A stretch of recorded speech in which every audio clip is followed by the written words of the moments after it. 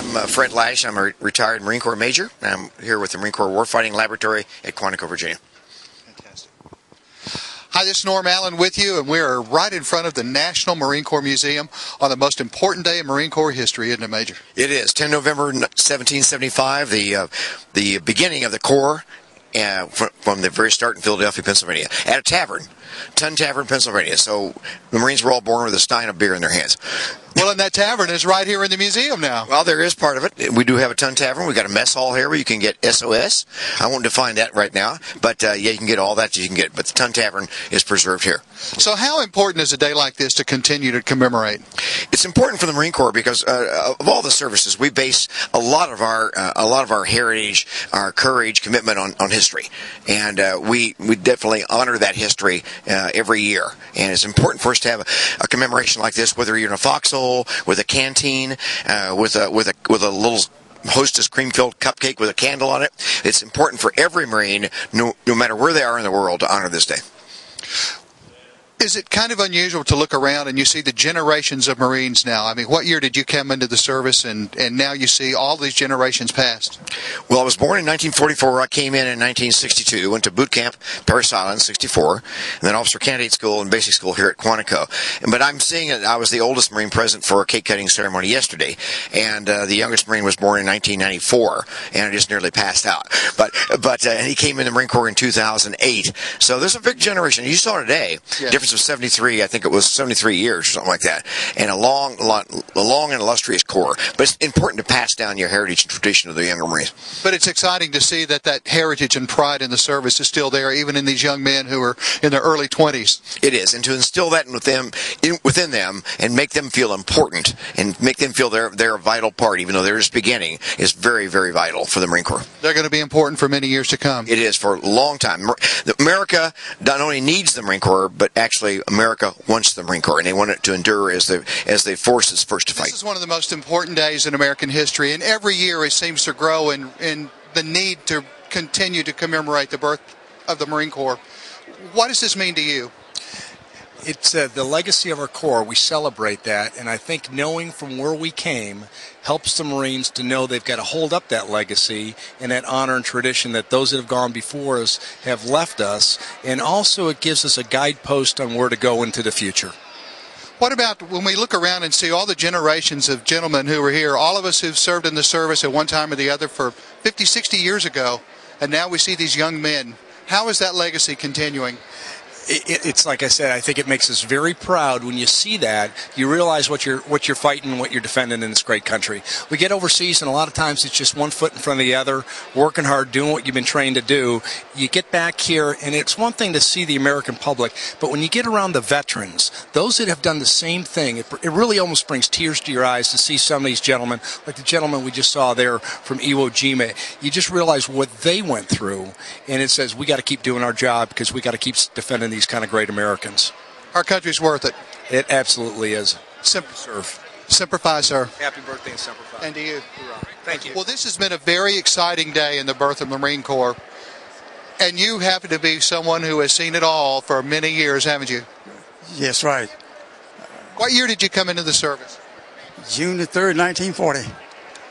So you only 15,000 in the Marine Corps at that point. And you were in Iwo Jima? No. Okay, tell me about your service. Oh, the places I went, in Gabie and Inuiatak and Parry Island and Guam. On a whole bunch more islands, but not as combat. When you look around and see the generations of young men and women who are serving in the service now, what is your vision of that? I believe they're better. They're very good. You talk to them, they're right up on everything that's going on, and really intelligent and dedicated people, the ones I have been around. It's pretty exciting to see that heritage of the Marine Corps continue, isn't it? It certainly is. It'd be a shame to let it slip away from us. Well, I don't think it will, as long as any of us who've ever worn the uniform are still around. You're right. Well, everybody loves it. Well, thank you for your service, and Semper Fi. Semper Fi back to you. Thank you. We're celebrating one of the most important days in American history, the 237th birthday of the United States Marine Corps. And who better to celebrate with than a young Marine? How you doing? Good. Tell me your name. My name is Corporal Thomas H. Ohse. I was born in Detroit, Michigan in 1986. 1986. Yes, sir. And now you've been in the Marine Corps for about 4 years, you say? Yes, sir. Yes, sir. Tell me a little bit about your experience in the service so far. It's been amazing so far. I've had a wonderful career. Unfortunately, I haven't had a chance to deploy yet. That was my initial reason for joining the Marine Corps and during our combat situation. However, I've been blessed. My wife, we have 2 children, so I've been there for everything with the kids. So it's been good. And now you're here in the middle of the National Marine Corps Museum. Yes, sir. Yes, sir. This is my duty station right now, currently. Yes. That's pretty nice, huh? It is. It is. I would like to be elsewhere, but it's a great place to be. The command's amazing. They take care of everything for us. You know, they help us out in whatever way possible they can. So, what is the experience? Today we had hundreds of people here to celebrate the birthday of the Marine Corps. What is your experience in looking around and seeing all these guys from all different generations, and you're one of the younger ones now? What's it like talking with those people day in and day out? It's amazing. I meet so many high-caliber Marines that have fought in so many wars, and you get goosebumps on a daily basis talking and hearing these Marines and the experiences that they've had and shared with others. The kind of caliber of Marines that walk through, we have from the Commandant of the Marine Corps to Chuck Mahaney, the Marine Corps Scout Sniper. So, I mean, on a daily basis, we get quite amazing turnout and emotional Marines walking through, and they see the exhibits. They come out of them and they're teary-eyed on a daily basis. So it's amazing working here and seeing these individuals. This is a very important job that you have here, though. It's very, very important that the image of the Marine Corps continues on through young men like you. Yes, sir. A lot of times we're the first Marines that a lot of the public sees. So we have to present an amazing, I'd say, amazing professionalism, and we answer whatever questions the public may have about the Marine Corps, because a lot of folks are completely just clueless when it comes down to what we go through and what we do. So our job here is to just present a professional Marine and explain anything we can in the best way possible to them. You're a PI guy, right? I am. So everybody south of Lansing in Michigan, they go to Parris Island. Everybody north of Lansing, they go to West Coast. And I was fortunate enough to go deal with the sand fleas there at Parris Island. So fortunate enough, he said. The mountain terrain, that's actually a big thing in the Marine Corps, the mountain terrain compared to the sand fleas on our side. So we get into arguments between the West Coast and East Coast Marines all the time. And it just brings us together, and that's another camaraderie thing that we share. So, well, you'll be in that fellowship and that brotherhood for the rest of your life. Yes, and I'm extremely prideful of it, as well as my family is too. So. Well, we certainly appreciate your service, and I'm proud to be in that brotherhood with you. Semper Fi.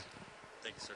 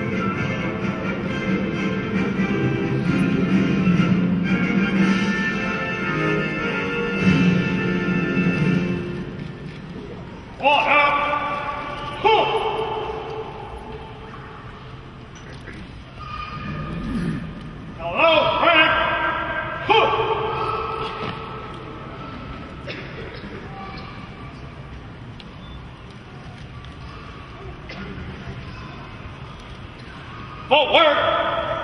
Shoot!